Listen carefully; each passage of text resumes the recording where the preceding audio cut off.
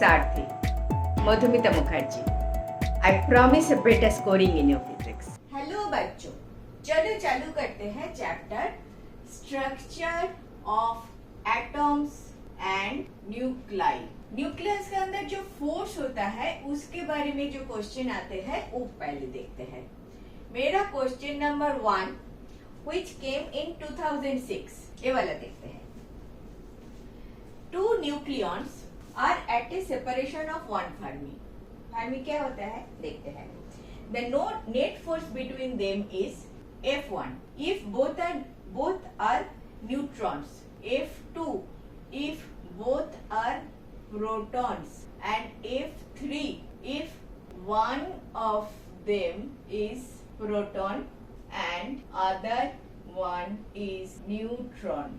Then आपका option दिया A F1 greater than F2 greater than F3, B F2 greater than F1 greater than F3, C F1 equal to F3 which is greater than F2, and D F1 equal to F2 which is greater than F3.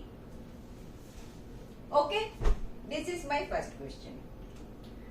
Nucleus के अंदर जो force होता है that is the strongest fundamental force.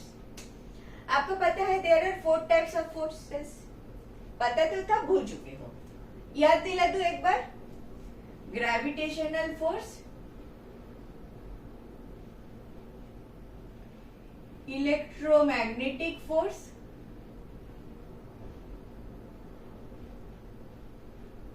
weak nuclear force and strong nuclear force. We are dealing with strong nuclear force which is within the nucleus, very strong, and this strong nuclear force is even independent of charge of the particle.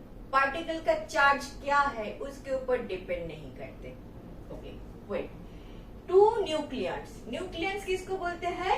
Nucleus के अंदर जो particle है, this is your nucleus.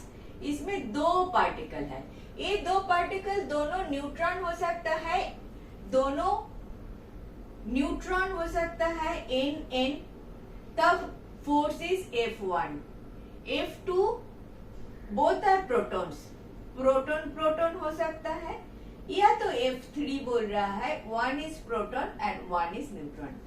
These are the 3 scenarios. अभी ये जो strong nuclear force होता है, this is independent of charge, number 1, and always attractive. ये वाला force इस न्यूक्लियस को टाइट बाइंड करके रखता है। इसका density is very high because of this force, nucleus force. ठीक है, अभी क्वेश्चन पे आ जाओ।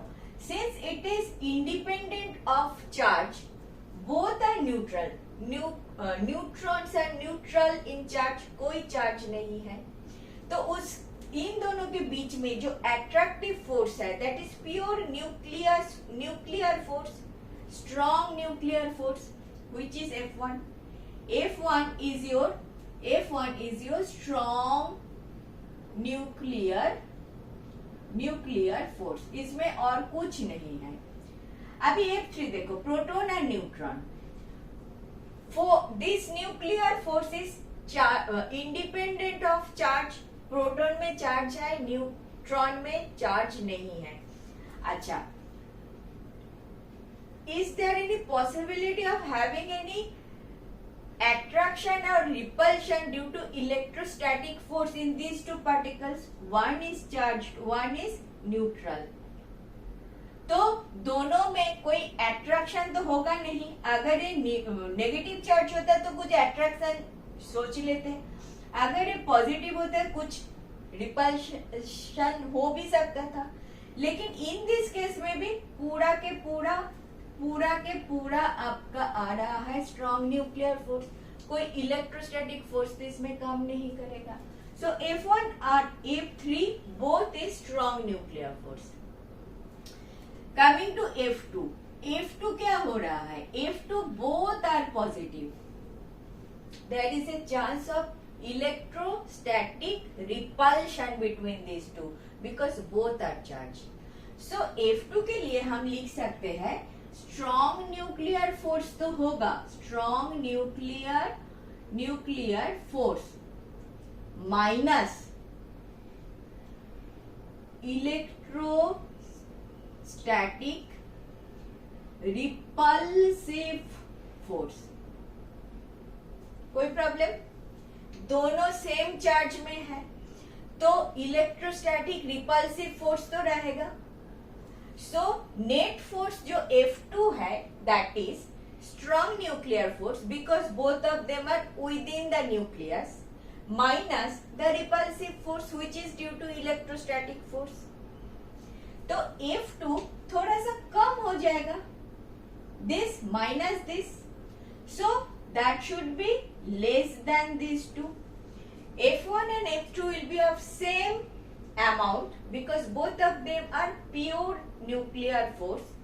F2 will be nuclear force minus repulsive force. तो ये वाला छोटा हो जाएगा. क्लियर? तो आपका ऑप्शन क्या है? F1 equal to F3 which is greater than F2. C is your option.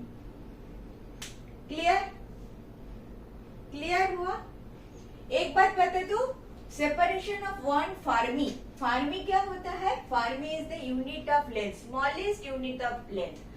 1 Fermi equal to 10 to the power minus 15 metre. ये याद रखना हमेशा, कभी ना कभी तो लगेगा तुमको.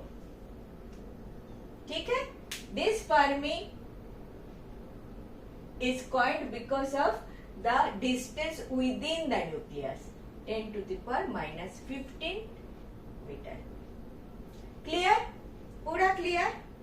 नेक्स्ट में चले. Thank you for watching.